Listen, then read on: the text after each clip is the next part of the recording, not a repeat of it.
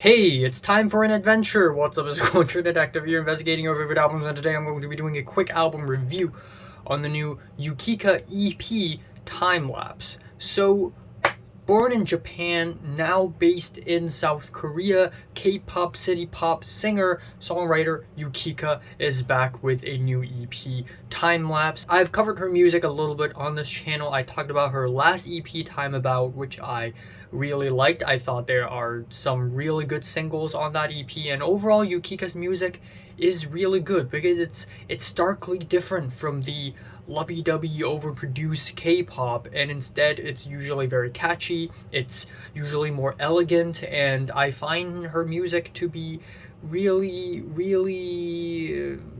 memorable and fun, and I just constantly go back to her music. In fact, last year, 2022, my most played artist on Spotify is Yukika. So obviously I'm a bit of a Yukika fan myself. But anyways, Yukika has released a new EP, Time-Lapse, where she is essentially leans even harder onto her city pop style. Think tracks like Neon, Soul Girl, and Insomnia, but the city pop is turned up to 11, and that's basically it. And you know, lately, in the last couple of years, there has been a resurgence of city pop love because of 80s nostalgia, and I think Yukika is one of those people who really ride on that wave and really capitalize from it. So we have an EP that's basically 100% city pop. The intro track, How to Love, has the soaring guitars, the dreamy synths.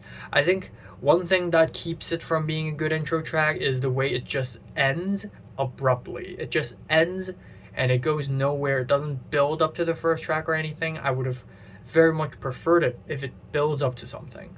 Then we have I Want to Be Closer to You, which is a really solid song. I love the dreamy chord progressions, the charismatic vocal melodies, the starry keyboards, a jazzy guitar solo, and I just really like how Yukika doesn't rely on the catchy overproducedness of K-pop anymore and just completely leans on city pop and is able to pump out these really good songs. Then we have Remember Summer Days, which is the sweetest song on the entire album. We have the skipping rhythms and a really fun chorus. I also really like the saxophones at the end of the track. It's really good.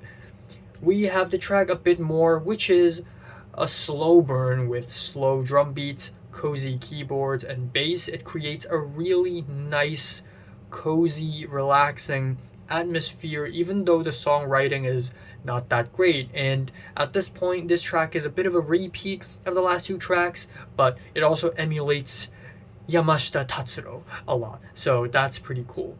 Telephone Number is another okay track. At this point, Yukika pretty much hits the same formula again and again and again, so at this point, it's overstayed its welcome, maybe a little bit, but even so, I still appreciate the track for how sweet and lovely it is. Finally, the album ends off with Night in Memories outro, which is a big outro with stargazy synths, saxophones, horns, jangly guitars, just going all out, and it's fun. It's a really fun outro track. I like it. So yeah, overall, I think it's a really solid EP. I do think Yukika has written herself into a bit of a corner here because now every single track is just city pop and more city pop. But you know what? The sound is good. The talent is there. And I enjoy this EP for the most part, feeling a light 7 on this thing. So have you listened to the new Yukika EP? Comments below, let me know, subscribe if you want more, and thanks for watching. I gotta go.